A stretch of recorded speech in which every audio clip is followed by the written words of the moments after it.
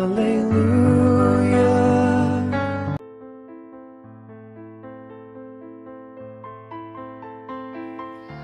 Lord brothers and sisters, దేవాది దేవుని నామములో మీ అందరికీ వందనములు. నా పేరు పాస్టర్ కేకే రాజు. ఈ దినము దేవుని పలుకు అనే కార్యక్రమంలో మీ అందరికీ స్వాగతం. మరొకసారి దేవుడు మీ అందరికీ చక్కగా ఉంచాడని మేము నమ్ముచున్నాము. ప్రతి బిడ్డలు మరి చక్కగా ఉండాలి, వారి వారి కుటుంబం సంతోషం సమాధానంతో ఉండాలి. హల్లెలూయా. మరి దేవుడు అందరికీ దీవించి ఆస్వాదించును గాక. మరొకసారి మనందరూ కలుసుకునేటకు ఈ యొక్క సమయం ఇచ్చినందుకు దేవునికి స్తోత్రాలు. మరి ఈ దినము దేవుని మాట శ్రద్ధగా మనం వినాలని ఆశపడుచున్నాం. అయితే ఈ దినము సంఘము గురించి, సంఘములో ఉన్న విశ్వాసుల గురించి దేవుడు ఈ దినము మాట్లాడుచున్నాడు. ఈ విశ్వాసుల గురించి మాట్లాడితే కొద్దిగా కష్టమేని, కానీ ఆ యొక్క విశ్వాసం యొక్క పద్ధతులు, విశ్వాసగా ఉండి మరి దారి తప్పోవడము, మరి ఇవి దేవుడు ఈ దినము మనతో మాట్లాడబోచున్నాడు. హల్లెలూయా. విశ్వాసంతో ఉన్నాము, మన పితరులు ఉన్నారు, మనము ఉన్నాము, ప్రతి ఒక్కరు వస్తున్నారు, వెళ్తున్నారు, సంఘముకు వస్తున్నారు, చక్కగా ఉంటున్నారు.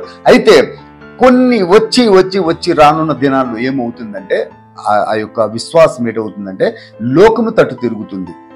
దేవుని ఆ రోజు అదే వింటున్నాం కదా, వాక్యము ప్రతి వారము ఒక వాక్యం ఉన్నాము, ఒక పాటలు పాడుతున్నాము, అన్ని చేస్తున్నాము, ఇదే కదా కంటిన్యూ అవుతుంది. కానీ దేవుని మాటకి గ్రహించడం లేదు. ప్రతి వాక్యము ప్రతి వారము దేవుడు వాక్యము ఒకటి నూతనంగా దేవుడు ఇస్తున్నాడు. హల్లెలూయా. నూతనంగా దేవుడు వాక్యముతో మాట్లాడతాడు. ఆ వాక్యము చెవులికి రావడం లేదు ఈ దినము. హల్లెలూయా.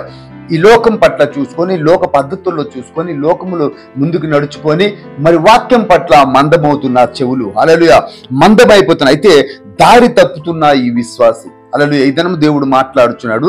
ఇలాంటి విశ్వాసులకి మరి దేవుడు మాట్లాడబోచున్నాడు. ఈ దినము దారి తప్పిన విశ్వాసిలో మరి కనిపించే కొన్ని లక్షణాలు దేవుడు ఈ దినము మాట్లాడు.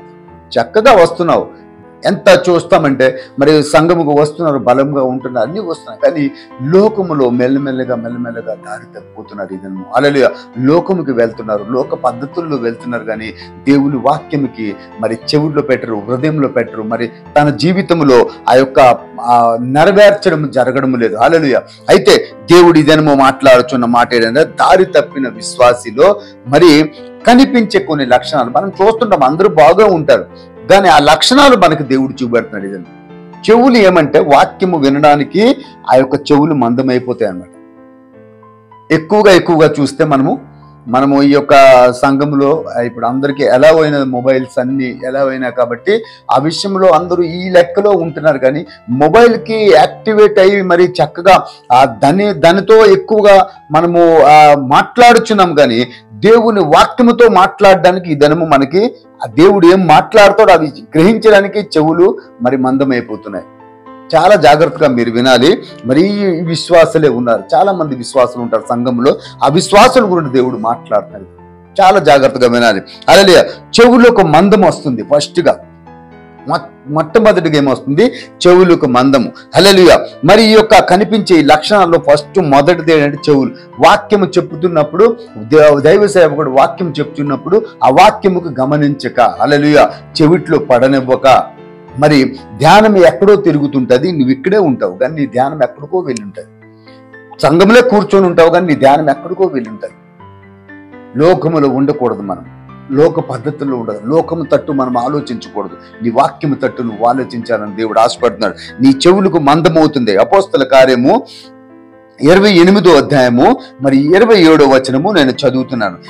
ఈ ప్రజలు కన్నులారా చూచి, చెవులారా విని, మనసారా గ్రహించి నా వైపు తిరిగి నా వలన స్వస్థత పొందకుండునట్లు, హల్లెలూయా, వారి హృదయము క్రొవ్వి ఉన్నది, వారు చెవులతో మందముగా విని కన్నులు మూసుకొనిచున్నారు. హల్లెలూయా. ఇక్కడ చాలా చక్కని మాట దేవుడు మాట్లాడుతున్నారు అపోస్తల గ్రంథములో. హల్లెలూయా.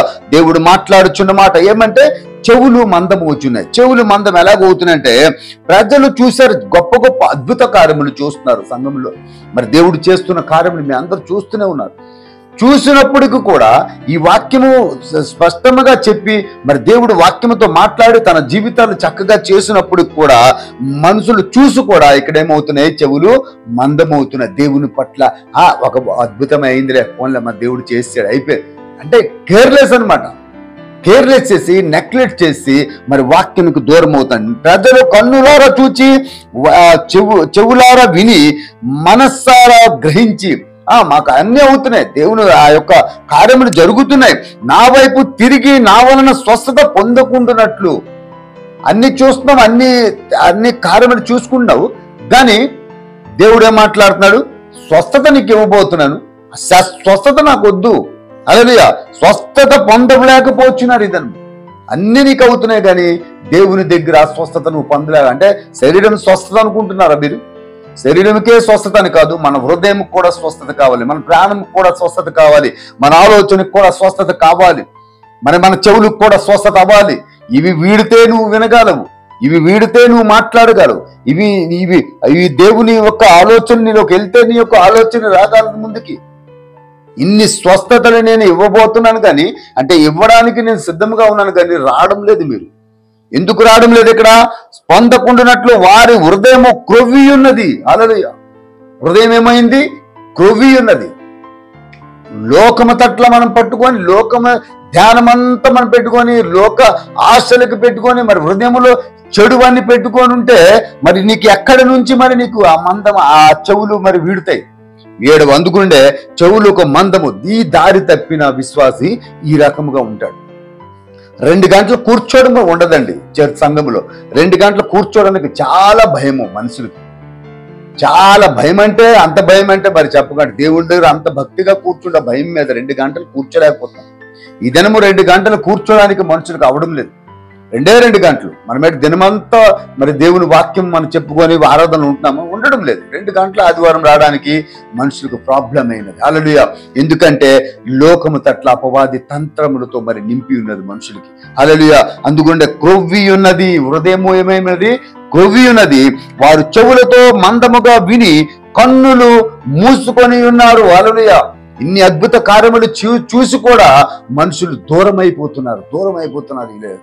ఆ యొక్క సంఘములో మరి ఎలాగుంటారు? దారి తప్పిన విశ్వాసి ఇలాగ అయిపోతున్నారు. ఇద్దరు అన్ని చూసి కూడా సాయంత్రం అయినప్పటికీ లోకముకి తిరిగిపోతున్నావు. మండే అయినప్పటికీ నీ కార్యములు, నీ లోకములో నువ్వు పడి ఉన్నావు. హల్లెలూయా. దేవునితో ఉండడం లేదు, దేవుని పట్ల కార్యములు చేయడం లేదు. నువ్వు కళ్ళకు అంధత్వము, మరి కంటికి గుడ్డితనము చూసి కూడా నువ్వు గుడ్డి అయిపోతున్నావు. విశ్వాసి జాగ్రత్త అని దేవుడు ఇక్కడ మాట్లాడతాడు. హల్లెలూయా. దారి తప్పిన విశ్వాసంలో ఈ 2వ విషయం ఉన్నదండి. ఒకటి మందమవుతున్నాయి, నీకు చూసి కూడా నువ్వు దూరం అయిపోతున్నావు. మీరు కళ్ళకు మరి ఆ గుడ్డితనం వస్తుంది, అంధత్వం అవుతుంది. ఇక్కడ చూద్దాం ఎఫెసీ గ్రంథము 4వ అధ్యాయము 18వ వచనము. హల్లెలూయా. ఎఫెసీ గ్రంథములో చూసిన ప్రకారముగా 4వ అధ్యాయము 18వ వచనము, వారైతే అందమైన మనస్సు గలవారే తమ హృదయ కాఠిన్యము వలన తమలోనున్న అజ్ఞానము చేత దేవుని వలన కలుగు జీవములో నుండి వేరుపరచబడిన వారే తమ మనస్సునకు కలిగిన వ్యర్థత అనుసరించి నడుచుకొనుచున్నారు. హల్లెలూయా. ఇక్కడ చూడండి ఏమంటే, అన్ని చూసి కూడా అందమైన మనస్సు గలవారే తమ హృదయము కాఠిన్యము వలన, హృదయం ఎప్పుడైతే కఠినము చేసుకున్నా మరి కనబడదు, హృదయ యొక్క కనులు కనబడవు మనుషులకి. అయితే కఠినము తమలోనున్న అజ్ఞానము చేత, అజ్ఞానము జ్ఞానము లేదు. సంఘములో ఉన్నావు, నీ యొక్క ఆ జ్ఞానము, దేవుడిచ్చిన జ్ఞానము నువ్వు తీసుకోలేకపోతున్నావు. ఈ దినం అన్నీ ఉన్నాయి నీ దగ్గర, అన్నీ ఉన్నాయి. అజ్ఞానము చేత దేవుని వలన కలుగు జీవములో నుండి వేరుపరచబడిన వారే. హల్లెలూయా. దేవుని యొక్క జీవములో నుండి నువ్వు వేరుపరచబడుతున్నావు. హల్లెలూయా. నీకు జీవము ప్రతి ఒక్కటి నీకు దేవుడు అనుగ్రహించలేదు. ఆ జీవము ఎవరిచ్చారు? దేవుని వశము. ప్రాణము దేవుని వశము, దేవుడిచ్చిన ప్రాణము, ఆకాశం ఆ పరలోక రాజ్యము నుండి నీకు ఇచ్చిన ప్రాణము. మరి ఆ ప్రాణము ఏమి చేస్తున్నావు? ఇక్కడ వేరుపరచబడుకుంటున్నావు, వేరుపరచబడుచున్నది నీకు. ఎందుకంటే సంఘములో నువ్వు ఉండడం లేదు, నీ వాక్యముతో నువ్వు బలముగా లేవు. ఎందుకంటే కళ్ళకు అంధత్వం వచ్చింది, గుడ్డితనం వచ్చేసింది. భయము పడాలి. ఇదేనము భయముతో మనం ఉండాలి దేవుని విషయంలో. హల్లెలూయా. బ్రదర్స్ అండ్ సిస్టర్, ఈ మాటలు చాలా వినాలని ఆశపడుచున్నాను. హల్లెలూయా. ఎందుకంటే కళ్ళకు అంధత్వం వచ్చింది. ఇక్కడ అందుకుంటే అలాంటి మనుషులు ఉన్నారు. దేవుని వలన కలుగు జీవములో నుండి వేరుపరచబడిన వారే తమ మనస్సునకు కలిగిన వ్యర్థత అనుసరించి, తన మనసులో ఏదవుతే అదే. దేవుని మాటలు వినరు, దేవుని మాటల్లో ఉంటామని ఉండదు. ఆ వారి మనస్సులో వచ్చింది. ఎప్పుడు వస్తే వస్తాము, లేకపోతే లేదు, మా ఇష్టము. ఆ పాస్టర్కి ఏదో ఒక 10వ భాగం ఇస్తాం కదా, దాంట్లో సంతోషం ఉంటాడు. అది కాదండి ఇక్కడ వాక్యములో మాట్లాడుతున్నారు దేవుడు. అవన్నీతో ఉన్నవే ఈ లోకములు. అవన్నీ మీరు ఇస్తారో లేదో అది దేవుని చిత్తం. గాని వాక్యముతో నువ్వు నడుస్తున్నావా? వాక్యముతో భద్రపరచబడుతున్నావా? వాక్యములో ఎలాగ వాక్యము నీకు నేర్పించిన వాక్యముతో ఉంటున్నావా? నీ కంటికి గుడ్డితనము చేసుకుంటున్నావు. ఈ దినము విశ్వాసి జాగ్రత్త. దారి తప్పిన విశ్వాసిలో మరి కనిపించే లక్షణము రెండోది ఇదే. హల్లెలూయా. రెండోది ఇదే, కళ్ళకు అంధత్వం వస్తుంది. మూడోది చూస్తే నాలుక అదుపు తప్పుతుంది. ఒక్క మాట కూడా సత్యముతో రావడం లేదు. ఈ దినము అన్ని అబద్ధ మాటలు, అబద్ధముతో నిండి ఉన్నాయి. విశ్వాసి జాగ్రత్త అని దేవుడు ఇక్కడ మాట్లాడుచున్నాడు. హల్లెలూయా. రోమా గ్రంథము మరి 3వ అధ్యాయము 13వ వచనము, వారి గొంతుక తెరచిన సమాధి తమ నాలుకతో మోసము చేయుదురు. ఏమిక్కడ అంటాడు? వారి గొంతుక తెరచిన సమాధి. సమాధి అది. గొంతుకు తెరిస్తే చాలు ఏ మాటలు వస్తున్నాయి? నరకములోని మాటలు వస్తున్నాయి. నీకు దేవుని మాటలు పరిశుద్ధముగా రావడం లేదు. ఇక్కడ ఏమని అంటాడు? వారి గొంతుక తెరచిన సమాధి తమ నాలుకతో మోసము చేయుదురు. హల్లెలూయా. చేయుదురు. వారి పెదవుల క్రింద సర్ప విషం ఉన్నది. హల్లెలూయా. సర్పము యొక్క విషం ఉన్నది. అంటే నీ మాటలు ఎలాగున్నాయి చూడండి ఇక్కడ. హల్లెలూయా. భయంకరముగా ఉన్నాయి. ఈ విశ్వాసలో ఉన్నవేనా ఇవి? దారి తప్పిన విశ్వాసలో కనిపించే లక్షణం ఇది కూడా ఉన్నది. మెల్లమెల్లగా సంఘము నుండి దూరం అవుతావు. లోకములో పడిన లోకం ఏమవుతుంది? మాటలు నీకు బాగిస్తుంది. ఆ మాటలు ఈ మాటలు. ఇక్కడ విషం ఉన్నది అంటున్నాడు. ఇక్కడ వారి పెదవుల క్రింద విషం ఉన్నది. మంచితనం రావడం లేదు. సంఘంలో కూర్చుంటావు, మరి సంఘం నుండి బయటకు వెళ్ళినప్పుడు అక్కడ చూసినప్పటికీ నీ మాటలన్నీ చేంజెస్ అన్ని. ఇక్కడ అంటాడు వారి పెదవుల క్రింద సర్పం ఉన్నది, వారి నోటి నిండా శపించుటయు పగయు ఉన్నది. హల్లెలూయా. వేరే వాళ్ళకి ఏమంటావు? ఇవి వేరే వాళ్ళ గురించి మాటలు ఎక్కువగా శపించడము, మరి ఎక్కువగా మాటలు ఎక్కువగా ఇవి అదుపులో మనం ఉంచుకోవాలి. అదుపులో ఉండాలని దేవుడు ఇక్కడ మాట్లాడు. ఒకవేళ నువ్వు ఈ దినం అలాగ ఉన్నావైతే నీ జీవితంలో నువ్వు మార్చుకోవాలి. ఈ దినం హల్లెలూయా. దేవుడు ఆ విశ్వాసికి మరి మాట్లాడుచు, ఆ విశ్వాసితో మాట్లాడుచున్నది. దారి తప్పిన విశ్వాసిలో మరి యొక్క కనిపించే లక్షణం ఇది. హల్లెలూయా. అందుగురిండే నీ విధానం నాలుగు అదుపులో పెట్టుకోవాలి. మోసపూరితైన హృదయము. హల్లెలూయా. ఇర్మియా గ్రంథము 17వ అధ్యాయము 9వ వచనము, హృదయము అన్నిటికన్నా మోసకరమైనది. దేవుడు ఏమాట్లాడు? హృదయము అన్నిటికన్నా మోసకరమైనది. అక్కడ లేనివన్నీ నీ హృదయంలో ఉంచుకుని ఉంటావు. ఎప్పుడెప్పుడు మాటలో నీ హృదయంలో, ఎప్పుడెప్పుడు ఏదో ఒక మేలు చేసావు కదా అది, ఎప్పుడెప్పుడో ఎవరికో ఒక 10 రూపాయలు ఇచ్చినప్పుడు అది మళ్ళీ ఇక్కడే ఉంటది. ఎప్పుడో ఎవరికి మేలు చేసావు అదే ఉంటది. ఇక్కడ ఏముంటది? హృదయము అన్నిటికంటే మోసకరమైనది, అది ఘోరమైన వ్యాధి కలది, దాన్ని గ్రహింపగలవాడెవడు? హల్లెలూయా. ఎందుకంటే మోసపూరితైన హృదయము. మోసం ఎప్పుడైనా ఈ హృదయం నుండి హృదయంలో ఉన్నప్పుడు అది ఎన్ని దినాలకైనా అది పని చేస్తుంది. ఈ దినము కాదు, ఎప్పటికైనా అది పని చేసేస్తుంది. అందుగురించి అలాంటి మోసమైన హృదయము గల వారమే ఉండక అంటాడు. హృదయము అన్నిటికంటే మోసకరమైనది అని ఇక్కడ మాట్లాడుతుంది. హృదయం ఏమవుతుంది? మోసకరమైనది. అయితే మనము రక్షించుకోవాలి మోసమైన హృదయంకి.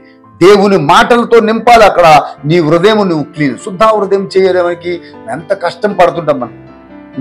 శుద్ధ హృదయం చేయడానికి ఎంత కష్టము. ఎందుకంటే నువ్వు ఎప్పుడైతే ఈ హృదయం నుండి బయటికి నువ్వు తీయవన్నీ మంచి హృదయంగా ఎప్పుడు అవుతుంది? ఎప్పుడు అవ్వడానికి నువ్వు ప్రయత్నిస్తావు? ఎప్పుడు అది జరగాలి? అది ఎప్పుడు జరగదు. ఎందుకంటే నువ్వు చేసిన పనులన్నీ అవే కదా.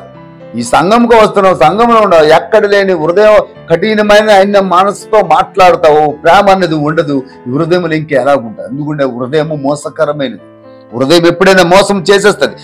మోసపూరితమైన హృదయము ఇక్కడ అన్నాడు అన్నిటికన్నా మోసకరమైనది, ఘోరమైన వ్యాధి కలది. వ్యాధి కూడా ఇక్కడ నుంచే బయటకు వచ్చేస్తుంది. వ్యాధి కలది. అందుకుండే విశ్వాసి మరి ఇక్కడేమో ఉంటున్నాడు? దారి తప్పిన విశ్వాసిలో మరి ఈ లక్షణం ఉంటుంది. మోసం. ఎప్పుడు చూసిన మాటలు, వాళ్ళకి ఎప్పుడు చూసినా ఒకరికొకరు దెబ్బలాట్లు, ఒకరికొకరు గొడవలు చేయడము. హల్లెలూయా. ఒకరికొకరు మాటలతో మరొకరు రెచ్చి పెట్టడము. ఈ మనిషి ఈ ప్రాబ్లం అవుతుందా, రెండో మనిషికి మళ్ళీ ప్రాబ్లం చేసి సంఘం నుండి బయటకు తీసేస్తారు. ఈ హృదయం అలాంటిది. మోసము. ఈ మోసం వల్ల సంఘములు ఏమవుతుంది? ప్రాబ్లమ్స్ క్రియేట్స్ అవుతున్నాయి. హల్లెలూయా. క్రియేట్ అయ్యి మరి వారికి గొడవలు అవుతాయి. అందుకుంటే శుద్ధ హృదయం చేసుకోవాలి. ఇక్కడ అంటాడు దారి తప్పిన విశ్వాసిలో మరి కనిపించే లక్షణం ఇది కూడా ఉన్నదని. హల్లెలూయా. జాగ్రత్తగా మనము చూడాలి. వెర్రితనము కూడిన మనస్సు, హల్లెలూయా, వెర్రితనముతో కూడిన మనస్సు. 1 కొరింథీయులకు 2వ అధ్యాయము 14వ వచనం. ప్రకృతి సంబంధమైన మనుష్యుడు దేవుని ఆత్మ విషయములను అంగీకరింపడు. ఇక్కడేమంటాడు? ప్రకృతి సంబంధమైన మనుష్యుడు దేవుని ఆత్మ విషయములను అంగీకరింపుడు. లోకములో నువ్వు పడి ఉంటావు, ఆ యొక్క వాక్యము నీలో ఉండదు. ఏమంటే ఇక్కడ అన్నాడు, ప్రకృతి సంబంధమైన ఈ లోకకు నువ్వు సంబంధమై ఉంటావు. నీకు ఎప్పుడు మైండ్లోకి ఎక్కుతుంది వాక్యము. విశ్వాసి జాగ్రత్తగా వినాలి. హల్లెలూయా. ఇక్కడ ఏమన్నాడు? ప్రకృతి సంబంధమైన మనుష్యుడు ఎవరు? ఈ యొక్క విశ్వాసియే. మరి ఇక్కడ దేవుడు ఆత్మ విషయములను అంగీకరింపడు. సంఘంకి వస్తున్నా, సంఘంలో ఉంటాడు, కానీ దేవుని మాటలు అంగీకరించడు. ఎందుకంటే ఇక్కడ దారి తప్పిన విశ్వాసి కాబట్టి. హల్లెలూయా. దారి తప్పకుండా మరి దారి తప్పకుండా మనం చూసుకోవడానికి ప్రయత్నం వల్ల చేయరు మనుషులు. హల్లెలూయా. అయితే ఇక్కడ అంటాడు, దారి తప్పిన విశ్వాసిలో కనిపించే లక్షణం ఎలాంటిదంటే, ప్రకృతి సంబంధమైన మనుష్యుడు దేవుని ఆత్మ విషయములను అంగీకరింపడు, అవి అతనికి వెర్రితనముగా ఉన్నవి. హల్లెలూయా. మనస్సులోకి వెళ్తే ఇక్కడ వాక్యం చెప్పుకొని వెళ్తున్న మంచి పరిశుద్ధాత్మ ద్వారా ఉంది. మరి మంచిగా వాక్యము సేవకుడు చెప్తున్నప్పుడు మరి ఆ మైండ్లోకి మళ్ళా ఇక్కడ ఏమన్నాడు కదా, అతనికి వెర్రితనముగా ఉన్నవి. వెర్రితనముగా ఉంటాయి మాటలు. ఎందుకంటే ఆ మాటలు అలాగా పొడుస్తాయి మనిషికి. హల్లెలూయా. ఎందుకంటే నువ్వు శుద్ధ ఆ యొక్క జ్ఞానముతో మరి వివేచనముతో నువ్వు వెనకపోతే వాక్యము నీకు వెర్రితనముగే మరి వాక్యం ఉంటుంది. హల్లెలూయా. అందుకుంటే ప్రకృతి సంబంధమైన మనిషి ప్రకృతిలో ఉంటున్నాడు. ప్రకృతికి సృష్టికర్తను మరచి జనులు సృష్టినే పూజించుతారు. ఆ సృష్టి ప్రకృతి, ఆ ప్రకృతికి సంబంధమైన మనుషులు.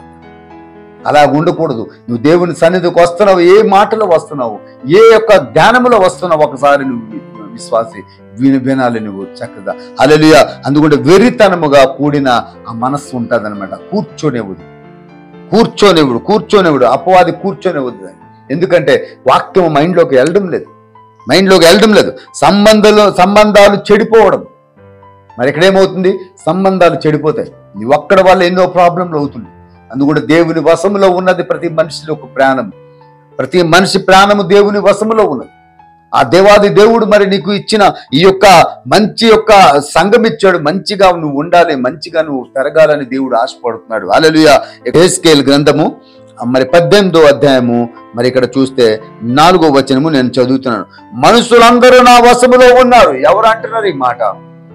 దేవాది దేవుడు మాట్లాడుచున్నాడు. మనుషులందరూ నా వశములో ఉన్నారు, నా చేతిలో ఉన్నారు, నా యొక్క క్రమములో ఉన్నారు. అందరికీ నేను చూస్తున్నాను. మనుషులందరూ నా వశములో ఉన్నారు. తండ్రులేమి కుమారులేమి. ఇక్కడ నీ తండ్రి అవని, తల్లి అవని, ఎవరవని ప్రతి ఒక్కరూ దేవుని వశములో ఉన్నారని దేవుడు ఇక్కడ స్పష్టముగా మాట్లాడుచున్నాడు. అందరూ నా వశములో ఉన్నారు. అందరూ, ఈ లోకమందరూ నా వశంలో ఉన్నారు. అయితే పాపము చేయువాడెవడో వాడే మరణము పొందును. హల్లెలూయా. ఇక్కడ నువ్వు సంఘములో ఏం చేస్తున్నావు? పాపము. హల్లెలూయా. పాపము చేయుచున్నావు. మరి చెవులు ఎప్పుడు మందముగా ఉంచుంటావు. విశ్వాసి జాగ్రత్తగా వినాలి. చెవులు ఎప్పుడు నువ్వు మందముగా ఉంచుంటావు. కళ్ళు ఎప్పుడు గురుడితనముగా ఉంటాయి నీకు. కళ్ళు ఎప్పుడు గురుడితనముగా చూడవు. మంచిగా దేవునికి చూడడం లేదు నువ్వు. మరి మూడోది చూస్తే నాలుక అదుపులో ఉండదు. ఒక్క మాట కూడా మంచిగా ఉండదు. అబద్ధములు, బూతులు ఏవేవో తీస్తుంటారు నోటు నుండి. మంచిది కాదండి ఇది. చెడ్డమైన మాటలతో నిండి ఉంటుంది నీ నాలుక, నీ నోరు. మరి ఇక్కడ మోసపరితమైన హృదయము, మోసం చేయడానికి ఎప్పుడు చూస్తుంటారు. వాళ్ళకి చూస్తుంటారు చర్చలు అందరికీ. ఎవరు ఏం చేస్తున్నారు, ఏం చేస్తున్నారు.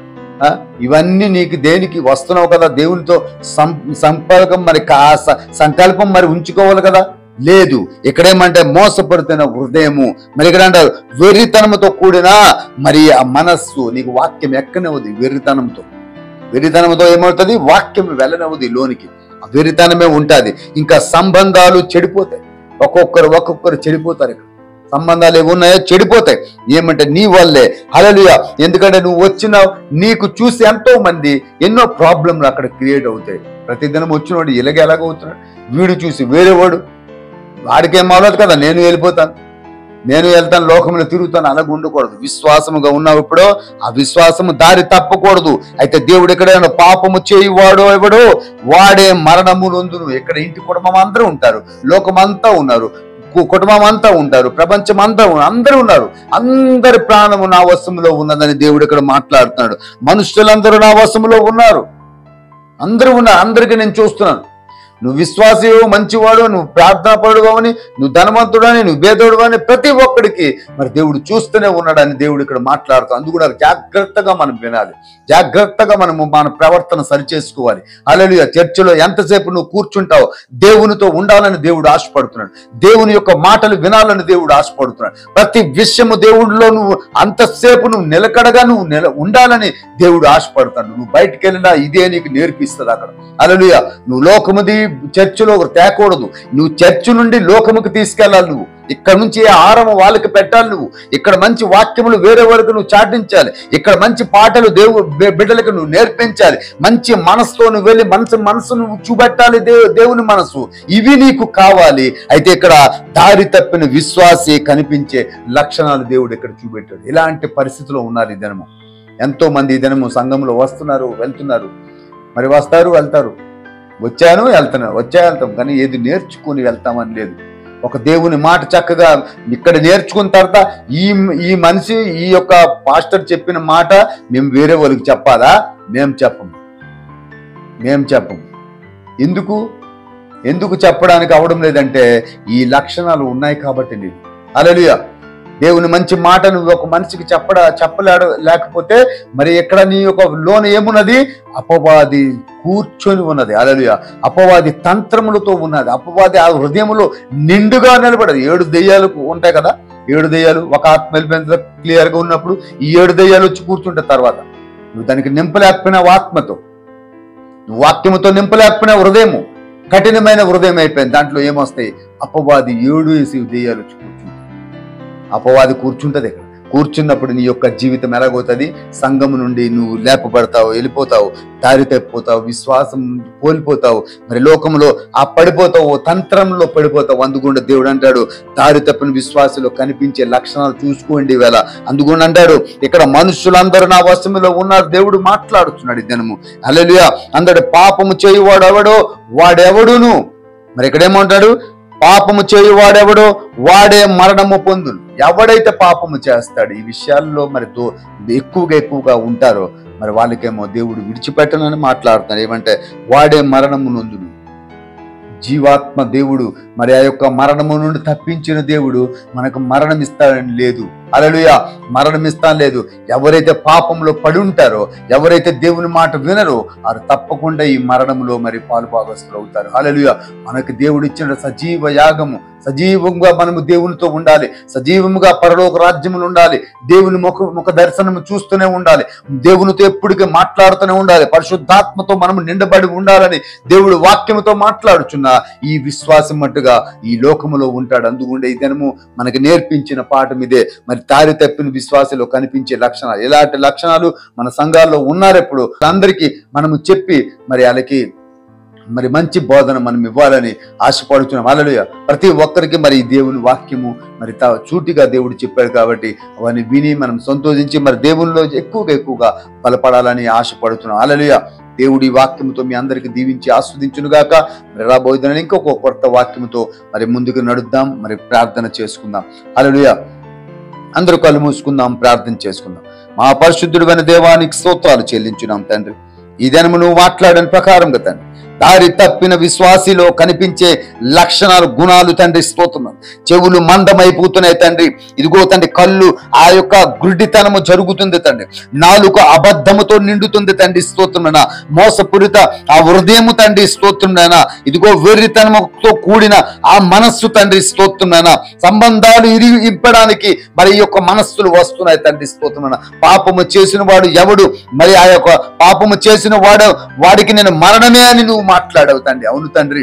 సంఘముకు వచ్చి సంఘం బిడ్డలు తండ్రి నీలో బలముగా పొందాలని మేము ఆశపడుతున్నాం. ప్రతి ఒక్కరు మంచి హృదయాలతో నింపుతండి, ప్రతి ఒక్కరికి మంచి యొక్క కృపతో నింపుతండి స్తోత్రమైన. ఇలాంటి వ్యసనములు ఇలాంటి ఉండకూడదు తండ్రి మా జీవితాలు. ఇక్కడ వచ్చిన ప్రతి ఒక్కరికి తండ్రి, ఎవరెవరైతే సంఘాలకు వస్తున్నారో ప్రతి ఒక్కరికి తండ్రి స్తోత్రమైన నీ యొక్క మనసుతో నువ్వు నింపు తండ్రి. నీ సహాయమును దయచే, నీ కార్యములతో బలపరచు. వారి వారి జీవితాల్లో శ్రేష్టమైన నీ యొక్క వాక్యముతో తండ్రి మాట్లాడు. ఆ యొక్క సంఘములో ఆ విశ్వాసి చక్కగా అవడానికి, ఆ ప్రయత్నము ఉంచడానికి ఆ హృదయము, ఆ మనస్సును దయచే, ఆ జ్ఞానము దయచే. యేసు నామములో అడుగుచున్నాం తండ్రి. ఆమేన్, ఆమేన్. మరొకసారి నూతనమైన వాక్యముతో మరి మీ అందరి ఎదుట రావాలని ఆశపడుతున్నాం. ఈ యొక్క దారి తప్పిన విశ్వాసంలో కనిపించే లక్షణాలు మనము చూసిన, ఇప్పుడు మనకు నేర్పించిన ప్రకారముగా దేవుడు, పరిశుద్ధాత్మ దేవుడు, మీరు కూడా మీ సంఘాలలో తప్పకుండా ఇలాంటి మనుషులు ఉంటే వాళ్ళతో చక్కగా మాట్లాడి వాళ్ళకి లోకములో పడక దేవునితో ఉండటానికి మరి మీరు నేర్పించుతారని, మరి మీరు వారితో మాట్లాడతారని ఆశపడుతూ ఈ వాక్యము దేవుడు దీవించును గాక. ఆమెన్. God bless you.